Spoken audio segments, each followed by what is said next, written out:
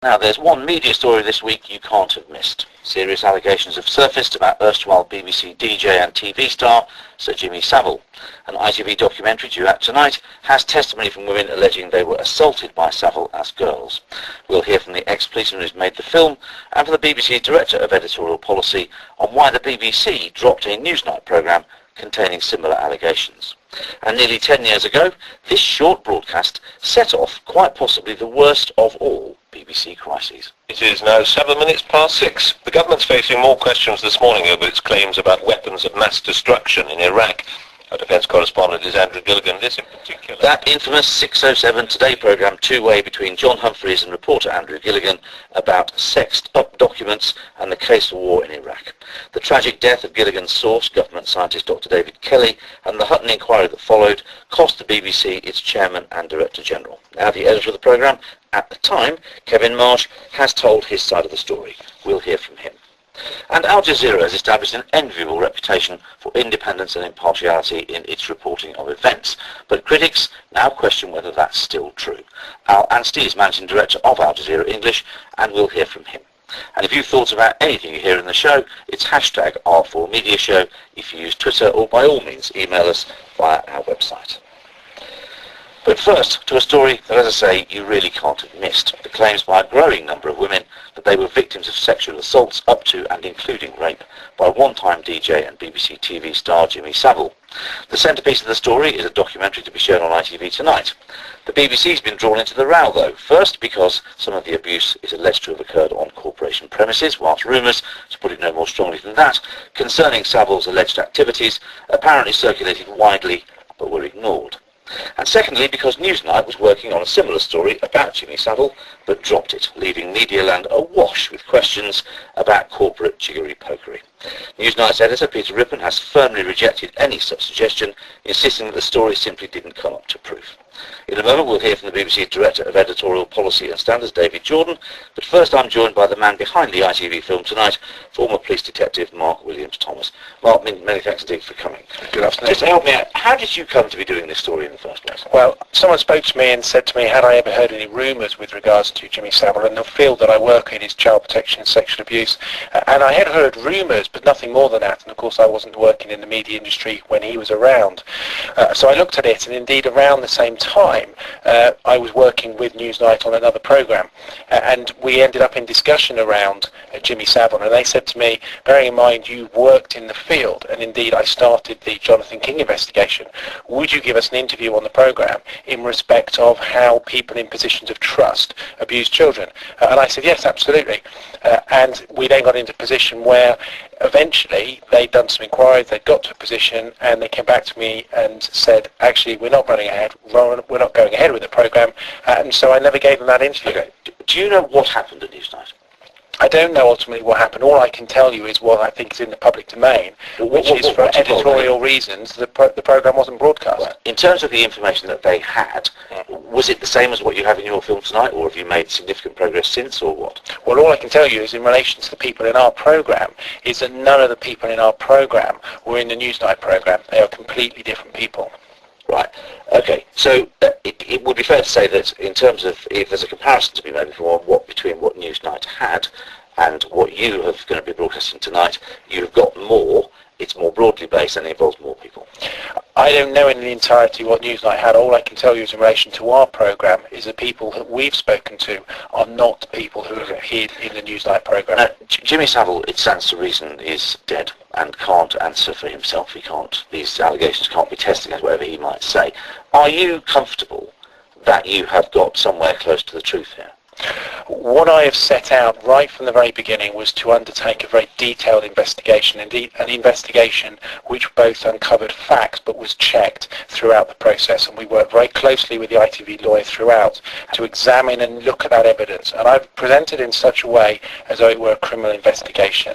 So I believe that it stands up to scrutiny, and if of course Jimmy Savile were here, and it's very sad that he isn't here because of course he's not here to face those allegations, but if he were here media, I believe that those allegations would stand up to him. And indeed, we took it to a Queen's Counsel barrister who looked at that evidence. And on the basis of that, he said that there was some independence between the witnesses and the women coming forward. Why do you think they've stayed silent for so long? I mean, all this has only emerged, as far in public anyway, since his death.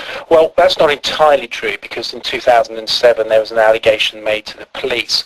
The police have told us, Surrey police have told us, that a single person came forward with an allegation. We know that in fact 2 people gave statements to the police, and furthermore today we now know that Sussex police conducted an investigation in 2008 in relation to an adult who complained of sexual assault. So we do know that people went to the police previously. I think the wider context is that we know that children don't come forward and report allegations of sexual abuse, and furthermore the power and control that those individuals have over them is very influential. And don't forget, we were talking about someone who was a media icon in that era, and it's incredibly difficult to put that into the mix as well for them to talk out. Okay, Mark Williams-Thomas, we'll come back to you if we get a moment. Now, so thanks for that. Now, David Jordan is the BBC's head of editorial policy. David, why did Newsnight drop their story? I think there's a slight misconception in something that you said earlier, Steve, which is what Newsnight's investigation was actually about. I think Mark's alluded to it here. There was an investigation by the Surrey police in 2007 into the claims by people that they'd been subject to sexual assault by Jimmy Savile, and they looked into that. And we had an allegation made to Newsnight that investigation hadn't been conducted properly and had been dropped for wrong reasons. And the Newsnight investigation was into that investigation, as it were. It was never started out as an investigation into Jimmy Savile himself. It started out as an investigation into whether the Surrey police had dropped allegations. But if you had prima facie evidence, or evidence at least, or serious allegations that this is what Jimmy Savile had been up to, I mean, irrespective of what the Crown Prosecution Service decided to do, and given what we now know Newsnight might have validly carried on, I mean, it should have been pursued. The public interest... That all depends. That's an editorial decision for the editor of Newsnight or for any editor to make. What sort of story do they want to pursue? In this instance, they wanted to pursue a story about how the allegations of assault had actually been handled. But do you not see that in public, people might be scratching their heads here, because they're going to say, hang on a second, there you are sitting on a story which on the face of it is about gross abuse allegedly committed by a TV, radio icon, and we're going to dance on the pinhead of whether or not the CPS did it properly. Yeah, but the editor of Newsnight has already said in a blog that he's written on this subject that the reason why he didn't want to pursue that particular angle, i.e. the investigation into Savile himself, was because he thought the allegations were extremely old. Savile himself was now dead and therefore couldn't answer to them, and there was not in Newsnight's terms, as he saw them, a reason for continuing an investigation into the man himself as opposed to the institution he was looking at. And as it turned out, when they looked at the institution and what Surrey Police had done, it transpired that Surrey Police had actually done a perfectly good investigation, had presented evidence to the Crown Prosecution Service, and it was the Crown Prosecution Service who decided that the evidence wasn't sufficient to mount a prosecution. My reading of it is that Newsnight they had one person on camera who made a series of allegations, who I think is not in the ITV film but is appearing elsewhere at the moment. They also had spoken, I read, to as many as 10 witnesses and so on. Newsnight would have had evidence, presumably more evidence than the police would have had, because they had more to go on. Was this passed to the police? I'm not sure that Newsnight believed it had any more evidence than Surrey Police actually had. So I'm not sure that there were suggestions of many more. Right. Okay. Because they were so specifically focused. I mean, you may say wrongly, had you been editor, you might have taken a different decision. But they were so clearly focused on the Surrey Police investigation that they didn't follow up in more general terms and do what Mark's done, which is laudable, which is to find a lot of other people who were subjected to the same abuse. Do you see, though, that the other suspicion that is abroad is that because Savile was a BBC icon, because indeed BBC One were planning a major piece about him for just a couple of months hence around the Christmas period, a tribute piece and so on, there is a suspicion here of corporate jiggery-pokery. That Newsnight's programme was stopped because it would have been embarrassing and difficult for the BBC to deal with. So let me ask you this. Was Peter Ripner's decision referred to anybody else or discussed with anyone else higher up the tree? No, it was not referred to anybody else, by which do you mean, did Peter Ripon say, should I drop this piece? He absolutely didn't, as he makes clear in his blog, he didn't do that. He did discuss it with his immediate superiors, as one would normally do in an investigation of that sort. So did Danny Cohen, the controller of BBC One, know anything about it? I'm not aware that Danny Cohen knew anything about it, but he might have known George that it was Entwistle, the happening. controller of BBC Vision, the head of BBC Vision at the time, I'm know not aware anything that he knew anything about it either, but it's not impossible that they knew it was happening.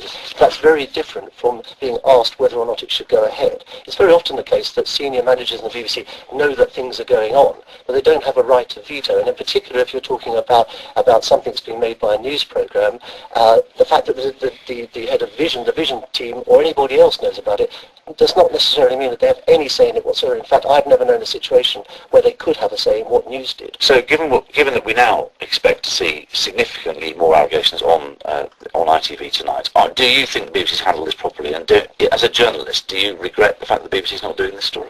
Well, if I'd been the editor of News, would I have made a different decision? Who knows? I wasn't there at the time. I didn't have the evidence in front of me. Peter made a very honest decision about what he thought was the right thing to do. If you were there, would you have made the same decision? I don't know. We've both made decisions in our roles similar to this in our time. Who knows who would have made what decision? But he made an honest decision on the basis of what he wanted to do and didn't pursue those other allegations. Okay. David Jordan, many thanks indeed. And that documentary is on ITV1 at 11:10 tonight.